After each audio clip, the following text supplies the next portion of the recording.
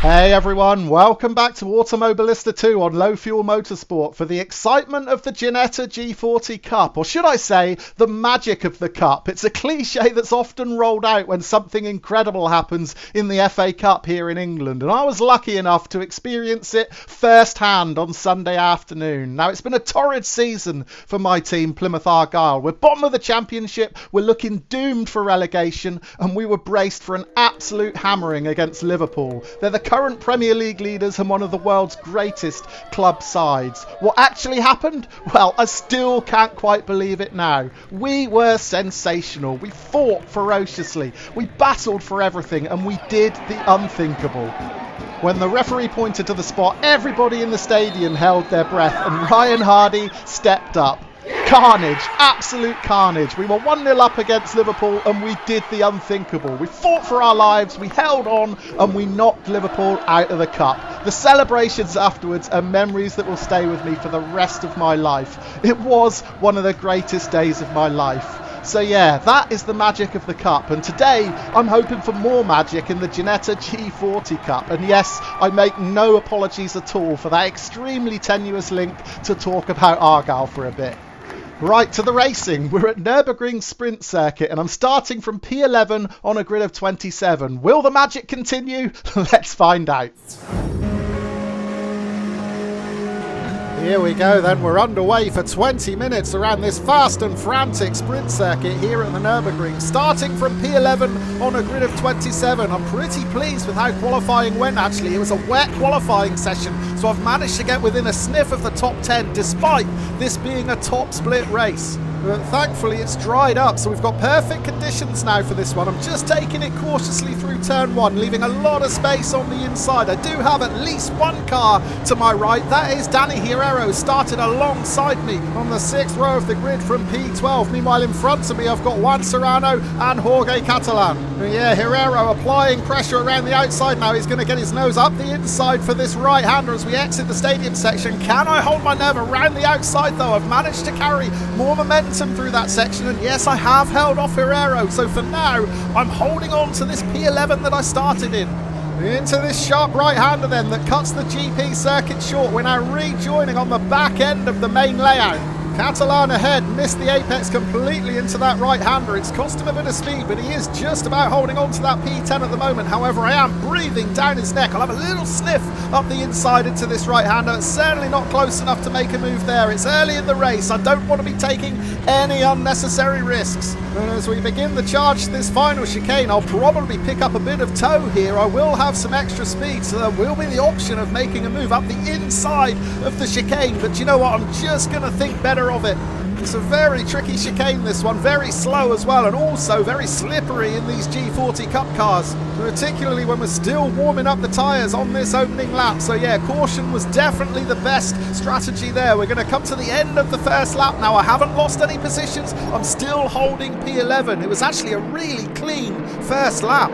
Everybody was driving exceptionally well. We only had one casualty towards the end of the lap. That was Bojan Kušek, who started just 2 places behind me in P13. He's just clipped the gravel exit in that right-hander. Not the best camera angle, but we can see the end result. A big spin on the end of this opening lap for Kušek.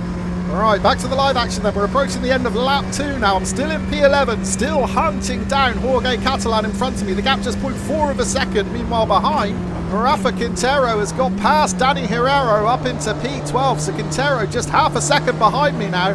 Meanwhile, I close right back in on the rear of Catalan going through that chicane. I certainly sense like I'm a little bit quicker through there, but whether I've got the extra speed to get alongside Catalan and make the pass safely into that corner remains to be seen. Right, end of lap 2. We're going to be starting this third lap now. Can I find a little bit of extra toe to challenge into T1? Well, it doesn't look like it at the moment. There is still far too much daylight between the rear of Catalan's car and the front of mine. So for now, I've just got to concentrate on closing in those final couple of tenths. Can I do it through turn 1? Well, not at this rate, because I've locked up going into the corner. It sent me out wide. I clatter through the traffic cones there, and that has invited Quintero to make a move. I did think about trying to challenge that inside line there, but I wasn't quite far enough alongside, so I just lifted to eliminate the risk of me tagging the rear of Quintero and spinning either him or both of us out. So down to P12 now. But I'm not worried about that at all at this stage of the race. As I said, qualifying took place in heavy rain, so there's every chance that some of the quicker drivers didn't qualify as well as they would have done on a dry track. So it may be that I do start to drop backwards a bit. For now, though, I'm concentrating on keeping in touch with these cars in front, and it looks like we've got a rejoiner. I don't know where Roberto Pardo has come from. It looks like he rejoined from the Grand Prix circuit there, but Pardo had qualified on the front row of the grid in P2, so something big has happened to Pardo. We'll go back and check out a replay shortly, but for now the pack has bunched back together again. Oh, just tagged the gravel. Dear me, I was just millimetres over the curb there and it pulled me into the gravel trap like a magnet. Fighting really hard to keep the car under control. Thankfully, I've only lost one position as Danny Herrera gets past. Right, let's go back and check out a replay to see what happened to Roberto Pardo. He's actually leading the race, but it's another poor camera angle. We can't really see what happened there. Let's ride on board with Roberto Garcia, the driver in second place. Oh yeah, Pardo just runs into that right-hander way too hot. Garcia has to take to the grass to avoid him. He's in the lead, but only temporarily, because now he's passed by Fabio Sinacropi for the lead. So two big mistakes from me on this third lap. I'm still not back up to racing speed yet, so the only thing I can safely do is to get out of the way of Daniel Calderon going into that final chicane. It wouldn't have been wise for me to block the racing line when I was so down on momentum, but I may get a chance to fight right back here. Calderon was loose coming out of the chicane. It's given me the inside line for the final turn. We're now going to be side by side coming down the start-finish straight to begin this fourth lap. Now, I am going to have the inside line for T1, which does mean I can defend. However, it is possible through this first corner at the Nürburgring to carry a good amount of momentum around the wider line. So that could be what Calderon does here. We're going to soon find out, though. On the brakes into this first corner. I've locked up. Another big mistake trying to get the car turned in. There's contact with Calderon. Thankfully, I didn't force him off track, but I certainly ran into him. So another big mistake from me there. I'm rattled now. And I'm so relieved that Calderon didn't spin out there. I'm glad he's got the position. That makes me feel a bit less guilty for that big lock-up into T1. Now I've got other problems because Matthias Paschal stuck his nose up the inside through the middle of that section. He's still on my outside. Now I'm desperately trying to leave him room while also getting my elbows out to try and hold on to this P13. It looks like I've done it for now, but I'm hot into this right-hander. So is Calderon ahead. But just look at that gap on the inside. I'm surely going to get done here, and it's just George having a go now. I'm side by side with George once again, having to get my elbows out, trying to hold on to this P13, but boy, am I having to work for it here at the Nürburgring. Well, I was pretty smooth and solid through the first and second laps, but that has unravelled big time. Lap 3 and lap 4 have been incredibly messy from me. Lots of little mistakes that have put me under far more pressure than I would have liked. And look at the radar now. I'm under attack again from Josh George. We're going to be side by side coming into the chicane. I've got the inside line, but I am just going to think better of it. Given that I've been so ragged throughout this lap, it was the better call just to back off. But look at Josh George. He made a right mess of his exit. That has given me an opportunity to snap right back. Once again, I find myself on the inside into the final turn, and I have got that P13 back.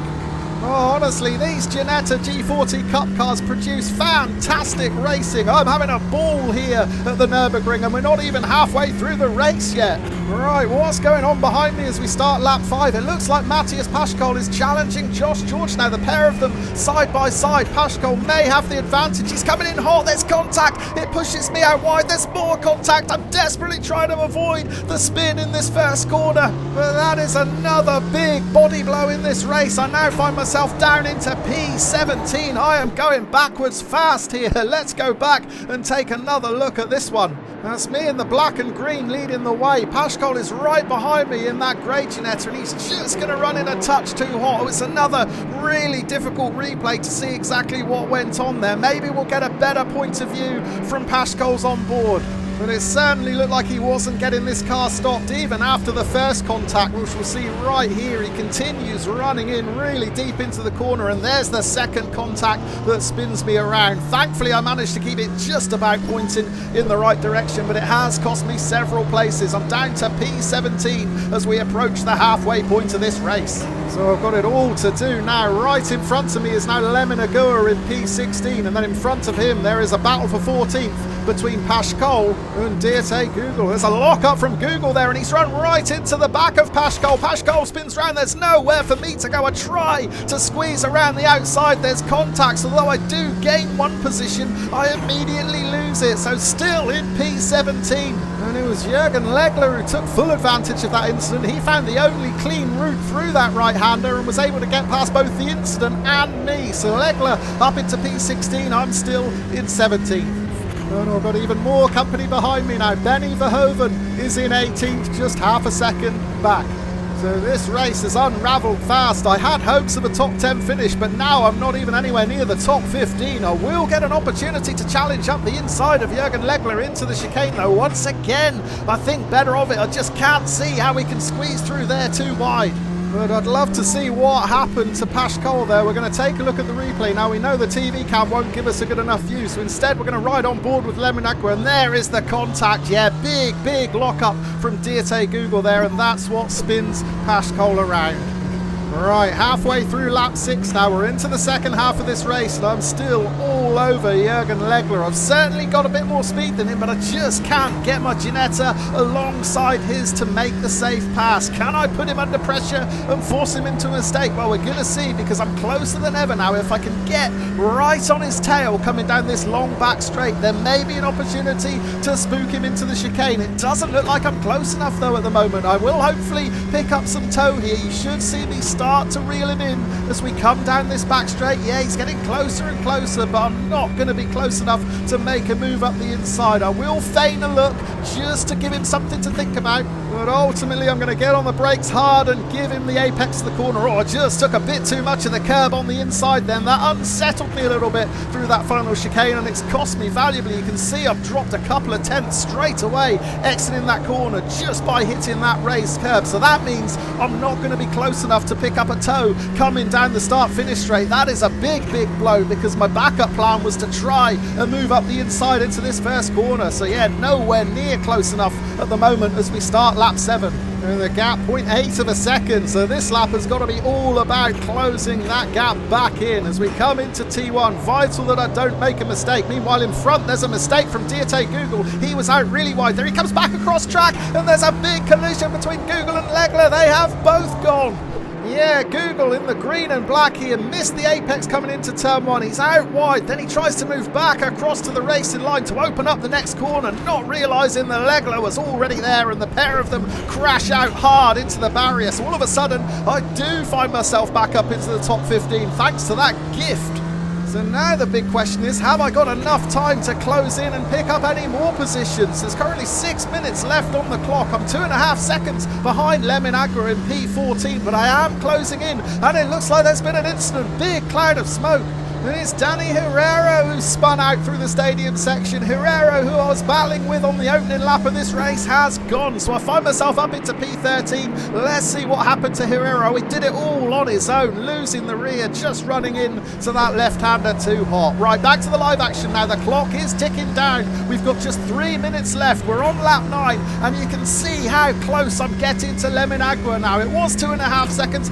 Now it's only half a second. So I've got a bit between my teeth here. I'm closing in rapidly, and Agua is going to see me getting bigger and bigger in his rear view mirror. Can I do anything over the final couple of laps of this race? Can I get myself into P13? Well, Agua has got that chicane completely wrong. He's offline. This is going to give me the opportunity to tuck it up the inside into the final corner. I've got to get my elbows out once again here. Now I know exactly what's going to happen. We've seen it already in this race. The driver on the outside line through that final turn is able to hold the momentum. We're going to be side by side all the way down this straight, and that is exactly what's happening. Look at the radar, nothing between us at all. I'm going to have the inside line for turn 1, but will Agua be able to use his momentum taking that wider line? If he does do, he's going to have the inside line for turn 2. Oh, but I might have had a bit of luck here, because Juan Serrano has lost it at T1. He's rejoined him, but that was right in Agua's line. I just managed to creep around the outside up into P12 now.